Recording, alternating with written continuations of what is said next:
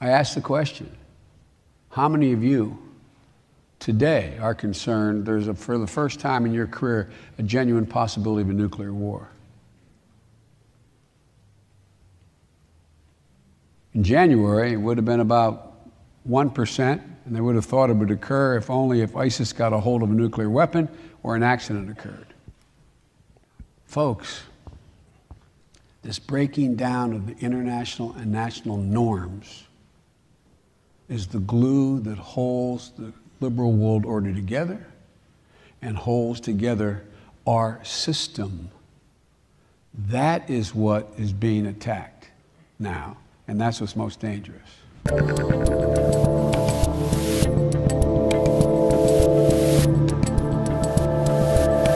What up, yo? I'm Dave Rubin. This is the Rubin Report. It's October 4th, 2022. We are live streaming on Rumble, YouTube, and BlazeTV. Subscribe, share, like, all of that stuff if you have not done so already. And I wanted to throw to that cold open there because that's Joe Biden, obviously, a couple of years back. You can see even just from what, 2.5 years ago, the guy was a little bit sharper. Wasn't that sharp then, but was certainly a little bit sharper than he is now. And he was warning about nuclear war because, of course, Orange Man was president and he was very mean and all sorts of stuff. We had 4 years of peace under him. And this Ukraine-Russia thing right now is really heating up between the Nord Stream pipeline blowing up in 4 sections. And then yesterday there were rumors that Russia was maybe moving some nuclear weapons. That sounds like it's not true. But there's this weird thing happening in the world right now. And this is, of course, to the backdrop of this election that we've got coming up here, where you just never know what's going to happen right before an election, where it seems like the war is getting hot again, that Russia's losing. And it's like, well, okay, if the guy with the nukes is losing and you don't give the guy with the nukes an off-ramp, a way to save face, a way to get out and not feel like he's been totally destroyed or he's going to be killed, well, then he's got those weapons and that could be a problem. So I thought that would be an interesting backdrop, although it's actually not what we're discussing today. Today, we are discussing that the vice president is a racist and a communist and her media cohorts are woke buffoons and we must destroy them. That is my work for today. I've set out an agenda and I'm going to stick to it. All right, so, okay, first, the way I thought we'd start this thing off was there was a video about 2-3 weeks ago on Real Time, Bill Maher's show. Oh, and by the way, a lot of you are asking, the interview that I did on Bill Maher's podcast, Club Random, it's over a 2-hour conversation. There's a picture from last week. We drank, I smoked some weed, we talked about literally everything, some things that I wasn't thrilled to talk about. We talked about everything. The full 2-hour podcast will be out on Sunday, October 9th. That's this Sunday. There'll be clips going across YouTube and everything else. And then once it's out, then I'll do a little more of my feelings about it and a little bit of analysis and all of that stuff. But as you guys know, although Bill and I, we probably started at a very, very similar, say an old school classical liberal position, we've sort of diverged a little bit. That's okay. That's kind of what we got into, of course. But Bill is trying to keep the Democrats sane. It doesn't seem to be working to me, but he is trying, and I think it's a worthwhile goal to try. Here's a video from about 2 weeks ago where he basically is just like, man, the Democrats have just absolutely lost their minds. This article is called "Separating Sports by Sex Doesn't Make Sense." Yes, it does. And this is the problem with the Democrats. They are the party of no common sense. This article, maintaining this binary in youth sports, maintaining this binary, meaning boys and girls on different teams when they're young, reinforces the idea that boys are inherently bigger, faster, and stronger. They are. This is a notion that's been challenged by scientists for years. No, it hasn't. And these are the follow the science people. Yeah. That's follow the science. Okay, credit where credit is due. He gets it. He understands there's differences between boys and girls. He understands that these people are not the ones that are following the science, even though they're always screaming that we're anti-science and all of that stuff. The question, of course, remains, at the end of the day, which way are you going to vote? Are you going to vote for more people that will push these bad ideas and insert more wokeness into the government and our cultural institutions and all of those things? Or are you going to kind of suck it up and vote for some people that maybe you disagree with on a couple things, but are actually pushing back against that? You know my feelings on that. Let's leave that there. 3 days ago on Real Time, Bill wasn't too thrilled with Kamala Harris, and let it be known. No, I mean, he waited a very long time. He's like Dracula. I have crossed oceans of time. I have crossed oceans of time to be the president. Right. Once you have that real estate and you wake up in the White House and your office is the Oval, I just don't think you give it up. It's very hard to take the nomination away from the president. Yeah, that's not going to happen. A sitting president. And what I could see is replacing the vice president, because she's just not very popular Hasn't panned anywhere. out. And it didn't seem to work out. And I don't know, that's been done before on a ticket. I just think she's a bad politician. I mean, that's super interesting, right? First off, Bill basically says replace her. His audience claps, right? Now, his audience, which is a combination of, let's say, progressives and, not insane liberals, something like that, they applaud that she should be replaced. Bill's argument, I think, still is that Joe is either able to run or should run or will run. I disagree with that. I just think there's absolutely no chance. They're going to have to drag his rotting carcass out there in 2 years from now to do that. And I think they're going to throw him under the bus after the midterms anyway. But the point is, he's addressing the fact that Kamala Harris is not very good at her job. She was polling incredibly low when he selected her, or when the powers that be selected her, and it's not working. Her circular logic, Russia big, Ukraine small, going to South Korea thinking she's in North Korea, like all of these things, they start adding up over time. And then, of course, there was this one from a couple days ago. Obviously, we had Hurricane Ian here in Florida, and the devastation is still being cleaned up all over Southwest Florida right now. Kamala Harris went for an interview on C-SPAN, and she came out, in essence, I mean, she already was, but she went full racist and full communist. Here is the unedited video. Unedited? Can I say it's unedited? This is the unedited video. Can you talk just a little bit about the relief efforts, obviously, of Hurricane Ian and what the administration has been doing to address the climate crisis in the States?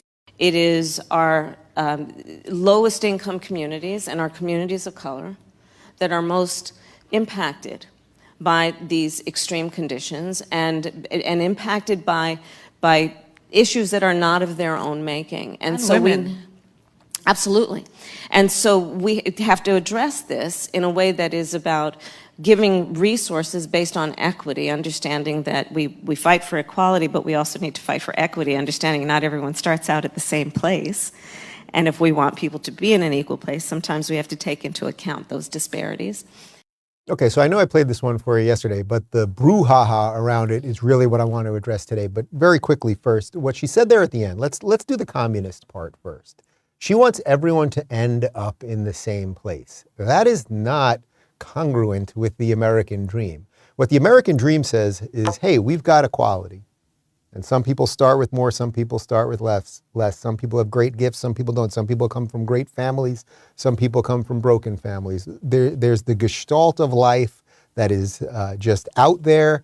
And if we have equal laws for everyone, it might be harder for some people and easier for some, but plenty of people are born rich and end up poor, and plenty of people are born poor and end up rich. It's the chance. You got a chance, man, in the United States. That's what it's all about. The idea that you'd want all people to end up in the same place, no, you wouldn't want all people to end up in the same place. That is what communism is, that we would all have the same thing. Now, of course, what she really means by that, she doesn't really mean it, right? She doesn't really mean we'll all end up in the same place. She means her and her crew of elites, they'll have a lot more, but you peons will all end up just satiated enough that you'll all have the exact same thing. So it's a communist argument that she is making. By the way, she was making that argument before she was vice president, so at least she's being consistent in her interest in communism. As far as the racist part, if you are going to give government aid, by the basis of someone's skin color. She says you would want equity when it comes to communities of color.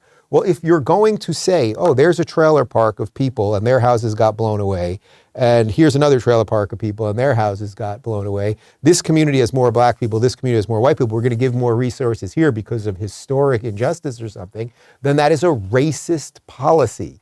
That is against the Constitution of the United States. So I would actually welcome her to try to do it. Of course, she won't try to do it because the FEMA head already had to rebuke her and say, no, we actually give aid based on whoever needs it. It's as simple as that. But now here's why I'm reiterating this whole point and bringing it up, because we did discuss it yesterday.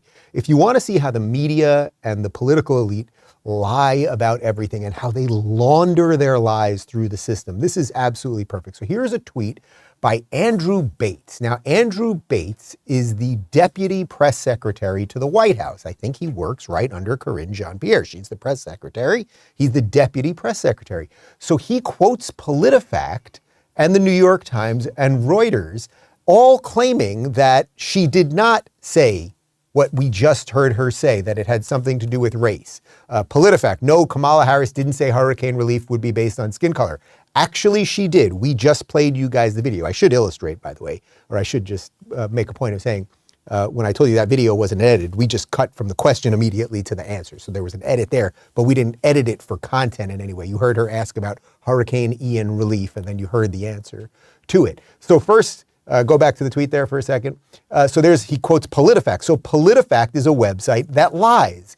They claim to be a fact-checking site, but they lie because she did say it would be based on skin color. She said communities of color. Then he quotes the New York Times. Conservatives distort Harris's remarks about hurricane relief. So it's, you see those conservatives, they pounced, those mean conservatives. Nobody distorted it. She's the one that said equity should be built in, and she's the one who brought up skin color. Go back to it one more time. Then Reuters deliberately distorted.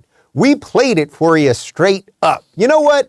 Relief efforts, obviously, of Hurricane Ian and what the administration has been doing to address the climate crisis in the states. It is our lowest income communities and our communities of color that are most impacted by these extreme conditions and impacted by issues that are not of their own making. And so women. Absolutely. And so we have to address this in a way that is about giving resources based on equity, understanding that we fight for equality, but we also need to fight for equity, understanding not everyone starts out at the same place. And if we want people to be in an equal place, sometimes we have to take into account those disparities. God, it's worse every time you hear it. Yeah, not everyone does start in the same place, but it doesn't mean everyone should end up in the same place. She's anti-American. She doesn't understand the American dream. I believe her to be racist, and okay, is what it is. So I showed you the deputy press secretary for the White House using mainstream media sources, New York Times, PolitiFact, and Reuters, to lie, right? And then a whole bunch of people, myself included, we just tweet the video at him, and then they don't delete anything, they don't respond. Like, they don't mind the lies because they know that they're part of the machine, so a day or two goes by and everyone forgets. VP Kamala Harris's comms person, Kirsten Allen is her name, she tweeted this. Scott, Harris said, if you have a different skin color, you're going to get relief faster after Hurricane Ian. Harris said no such thing. We rate this claim as false. This is PolitiFact talking about the exact same thing. They were referencing, the Scott that they're referencing there is Rick Scott, who loosely quoted what Kamala Harris said.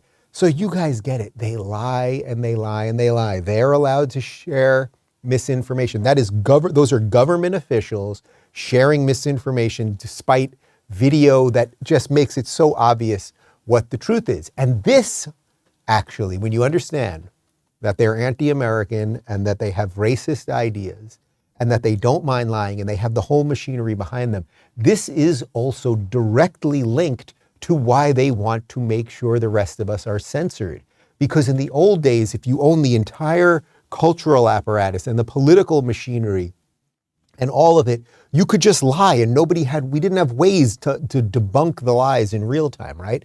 But now what happens on Twitter when these people lie, I mean, both of those tweets, one from a deputy White House press secretary and one from the comms girl for the VP, they get ratioed to high hell because tons of people share the video, say, no, you're lying. As I said, they don't delete it. They don't acknowledge that they're doing it, that they're lying in the first place. So what that does lead to is that's why big tech must censor us. That's because they know that too many people can see the truth. So whether it's suppressing certain things or banning certain people or making it so that one side can't share misinformation, but one side can, you guys get it. So that's why there is such a toxic stew here. It's also why I always say you have to give the devil his due, because whether it's starting a freaking nuclear war a week before the midterms, or just lying about all of these things, or bringing back COVID or whatever, it's like don't feel so great right now. Yes, it does look, and by any sane logic, there will be a red wave.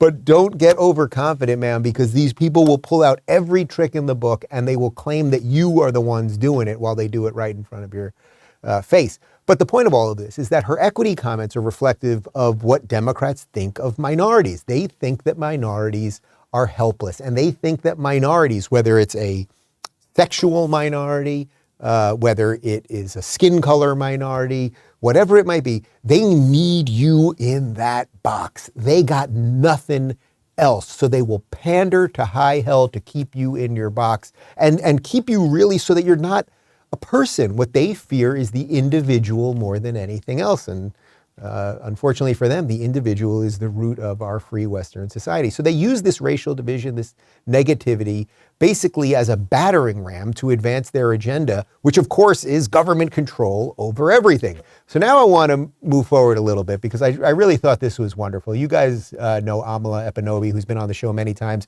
She's a contributor at PragerU. She's a good friend of mine. She's become just an absolute all-star in fighting this woke nonsense. She went on Dr. Phil and debated with a professor from Arizona State, his name is Neil Lester, on cultural appropriation. And I just thought this was wonderful. So it is a thing, and people need to be aware of. Can anybody appropriate?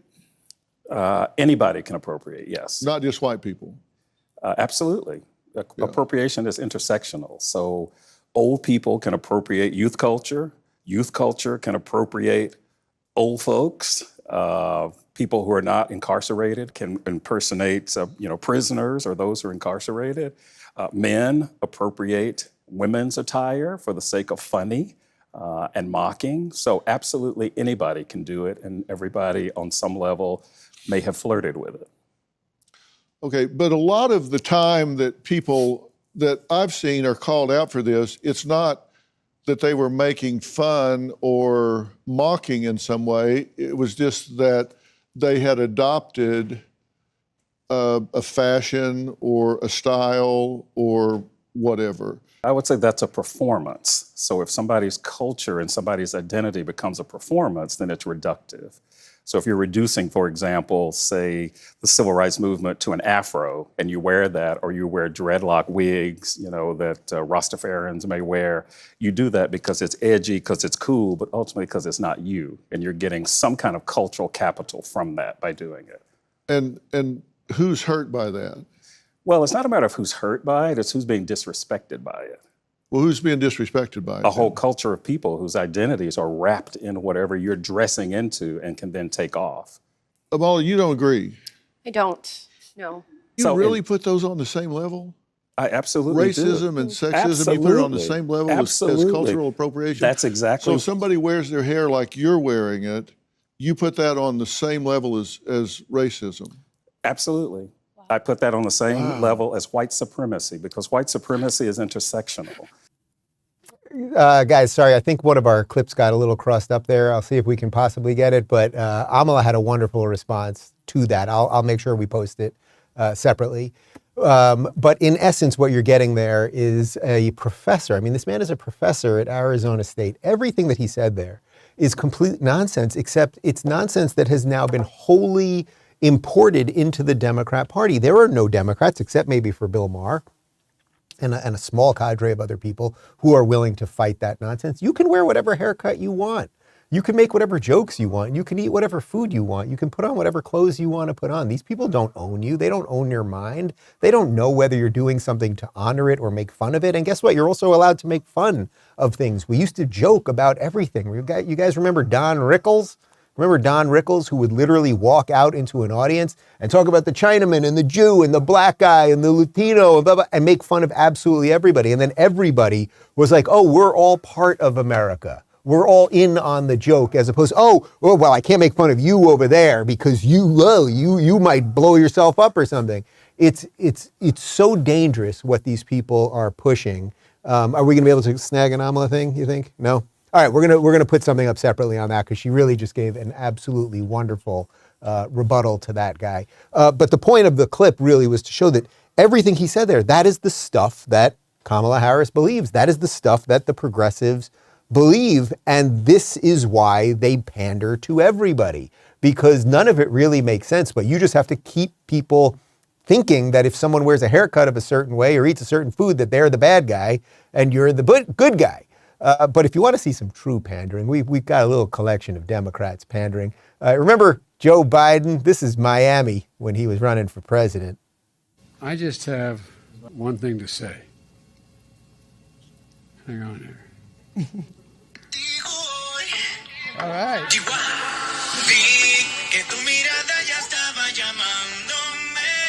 There you go. Dance a little bit, Joe. Come on. I'll tell you, my man. So you see what he did there? He was talking to Latino people, so he pretended that he liked Despacito. Can I tell you a funny story about Despacito? Last year or 2 years ago when we were off the grid, we went to Mexico. We're at this resort, and they just kept playing Despacito over. It was every third song, Despacito, Despacito. You guys, David is very calm and cool. Like, he does not get upset. He almost had a nervous breakdown. He almost killed an attendant because we couldn't hear Despacito anymore. He turned against Bieber. Anyway, this is what they do. Oh, you're Latino people. You must love this Spanish song. But it could be worse than that. You may remember Hillary and the hot sauce. What's something that you always carry with you? Hot sauce. Really? Yeah. Really? Are you getting information right now? Hot sauce. Hot sauce in my bag, Swag? Hot sauce. Really? Yes. Now listen, I yes. just want you to know, people are going to see this and say, okay, she's pandering to black people again. Okay. Is it working? Oh, I forgot about that last line there. You're pandering to black people. Is it working? Ugh. God, she's evil, evil, evil, evil. But I know you're watching this and you're going, Dave, this is too heavy-handed. You're showing me an old video of Despacito with the elderly man. You're showing me an old video of Hillary Clinton with her hot sauce. It can't be that anything happened in the last day, like, say, yesterday. And so I was sort of raised in the Puerto Rican community at home politically. And so we came here for a long time, both for business and pleasure, since you're part of the Third Circuit Court of Appeals and Delaware is as well, and I was chairman of the Judiciary Committee. I spent a lot of time in the northern part of the state. Nothing. It's meaningless drivel. Every word that comes out of his mouth. Yes, he was raised in the Puerto Rican community politically. What does that mean? It means absolutely nothing. I actually do want to throw back to it. It's only 10 seconds. Because look at Jill Biden, this woman who, she's worse than him because she knows what's going on and she's abusing him and using him and all of that stuff. And she's probably banging Gavin Newsom on the side. They're a little breaking news for you. But look at her face the entire time because she knows everything he says is nonsense. She knows he can't read the teleprompter correctly. And she knows he's always one breath away from the entire thing breaking down. Look at the soulless look in her face. And so I was sort of raised in the Puerto Rican community at home politically. And so we came here for a long time. Both for business and pleasure, since you're part of the Third Circuit Court of Appeals and Delaware is as well, and I was chairman of the Judiciary Committee. Jill, Dr. Jill, paging Dr. Jill. Jesus. But there's more if you want to see just the endless woke nonsense from these people. Here's Biden at a Hispanic heritage event from a day or two ago. Providing a pathway for dreamers. Can you imagine maybe some of you were dreamers? It's like, I don't know what people expect to say when your mom's taking you across the Rio Grande and say, no, Mom, I'm staying here. I'm not going. I'm going to make my choice. Come on. This is bizarre. The temporary status holders, farm workers, and essential workers as well. Okay, I'm not even sure what his point was there. It was something about the fact that, the dreamers are the kids who come from illegal immigrants that are here. It's something like that they wouldn't want to say that they don't want to come. He's just, everything with these people, it's just the worst sort of pandering, and it's just, how did this guy become president? What did we do to deserve this? What did we do? All right, so what do we do here? What do we do? Well, we clearly explain ourselves, as I often say to you guys, and we start voting a different way. We really have to start voting a different way, and that is happening right now. We've got some video here of Latino people, Latinx people, as they call them, in Texas, explaining why they're leaving the Democratic Party. She wants the party to take stronger action on issues like abortion and voting rights. But our poll found that the top issues for Latinos was actually the cost of living. We see that prices are through the roof, and we want to know what people are going to do to help put that burden down. In conservative stronghold states like Texas, signs of a political shift among Latino voters, with more now leaning Republican. Maria, you were a Democrat and you are now a Republican. Why? Because the fact that the Democratic Party has changed a lot, and identify more with the Republican Party. What things? Well, we're for God, country, family, and hard work. God, country, family, and hard work. Pretty good. Even if we all disagree on what the exact definition of God is, but that we could all maybe agree that there's something else going on, and country's pretty good, and hard work is pretty good, meritocracy is good, borders are good. So you're not going to believe this, but Latino people are like everybody else, and they care about the same things we all do. But that's why the media is always trying to whittle it. Latino people vote this way, and black people vote this way. These people vote this way. Because if they can keep you in that box, you are not a fully functioning human being. You're just a cog in the machine. But here's a Latino NBC reporter admitting that Dems are screwed. Latinos are the largest, the fastest growing group of voters. And the numbers are there. Latino voters make up about 1 out of 10 voters.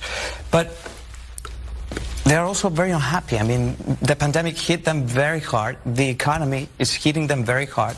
Inflation is hitting. They are unhappy about the job quality. And if you see the main issues Latino care about, they are right there. Economy, the job quality. So, yeah, this is a concern, and this can make things very difficult for Democrats. Yeah, Latinos, once again, they're just like tú y yo. They're just like all of us. They care about jobs. They didn't want to be locked down, all of that stuff. They actually want borders. Once you see it, guys, you just see right through it. So either this is for that little sliver, right? I'm always talking about that sliver of people that actually could shift, right? Because you got your sort of base on both sides. You got your base on the right, you got your base on the left. But that sliver of people that are the ones that are still undecided or actually could vote a different way or whatever, it's like this is what we have to illuminate for them. You can be part of the party of racism, and you can be part of the party of high taxes and no borders and chopping off children's genitals. That's a set of ideas that's, you can go for that. Or you could maybe be for, say, hard work and the Constitution and borders. And then, going, hey, I'm going to put myself out there and see what happens because we have equality in this country, not equity. So a little bit of it is on me so that I could do that, what was that thing, that pursuit of happiness thing, right? Because they wrote that one down too, and that was pretty good. All right, we got a couple comments from the locals community. Dragon says they don't follow science. They have created a false religion out of scientism, most dangerous. Yeah, absolutely. I mean, the same people who will tell you follow the science and be injected with things that are untested and stay 6 feet away from people and wear masks that don't work, are the same people. I mean, it's so extraordinary. Those are the exact same people who will tell you that an 8-month fetus is not a life. Those are the same people who will virtually lie about everything. I mean, they will tell you that just because you have a penis, you're not a boy. There is almost nothing. The fact that that even needs to be said, just so stupid. Thatch says, Democrats scream about all the things that MAGA Republicans will do to us, but I'm looking at all the things that Democrats have already done to us. That's a great point. That's a great point and an excellent use of caps right there. Yeah, it's as simple as that. They keep scaring us. If these people get power, this is what they're going to do. Well, the truth is Donald Trump was president and we had those 4 years. And if it wasn't for COVID and then the summer of love where Democrats rampaged through the streets, burning down cities, if it wasn't for that, everything was really good. The economy was chugging along. We had peace deals in the Middle East. We didn't have a war in Russia and Ukraine. Like things were really, really good. And I would venture to say that secretly, even some of the Trump deranged people, if they could go and turn back the clock and be like, you know what, how about we just roll back to, say, I don't know, winter of 2019, right? Winter of 2019. Could we just go back there and just all kind of take a breath and be like, all right, maybe Orange Man isn't Hitler. This thing's going pretty well, as opposed to what's happening now with gas prices, with a looming nuclear war, literally. Like, you think that maybe people should regret going all in on destroying the guy, you think? Anka says, I remember equity when I lived in communist Poland. In our block of flats, we had professors, janitors, drivers, and doctors. We all had the same flats and furniture and no motivation to work. Ooh, I love that. Thank you for sharing that comment. I mean, that's what it is. That's what it is. Do you want to all end up in the same place? Why is it that when you look back on like Soviet era communism, that all of the buildings look exactly the same with the weird green lighting and there's no innovation? There's nothing interesting to look at. Like that's a visual representation of what communism does to the human spirit. We'll all end up in our box with the linoleum floor and the rattly air conditioner or heater, right? None of us, whether you are a doctor who studies for years, will be able to succeed in a real way and really follow your dreams. We will all just be little cogs in a much bigger machine. Well, it ain't for me, and I don't think it ain't for most of you. So this is what we have to fight, because the vice president of the United States, regardless of whether the New York Times and Reuters and PolitiFact and the rest of them will admit it, she full on came out and said that government assistance should be based on skin color and that we should be trying to get everyone to that same spot. And you know what? That same spot is exactly what you just described right there from communist Poland. Doesn't matter how hard you work. What really matters is we're just going to make you live like that. And by the way, the elites will always live way better than that. When Bill Gates is pushing, stop eating meat on people, Bill Gates owns more farmland than anyone else in the United States right now. They lie, they lie, they lie, and they lie.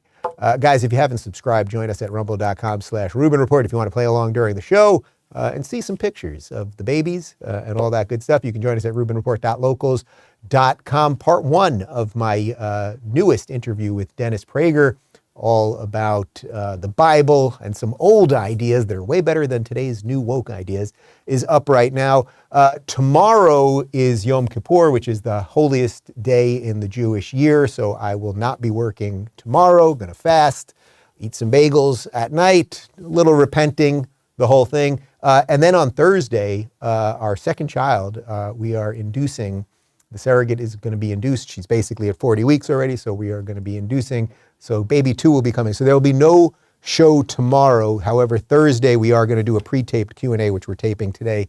We'll air that on Thursday, and then there won't be a show on Friday, right? No show on Friday. I need like a day, with the kid and the screaming and the crying and the pooping, and it's a lot. You know what I'm saying? And finally, before I go, I will be on Megyn Kelly's show today at noon Eastern on Sirius XM, if you want to tune into that. And finally, we leave you with a cold close from the elderly man pretending to be president. Now we look at 2022. I want to tell my Republican friends, get ready, pal. You're going in for a problem. Now we look at 2022. I want to tell my Republican friends, get ready, pal. You're going in for a problem.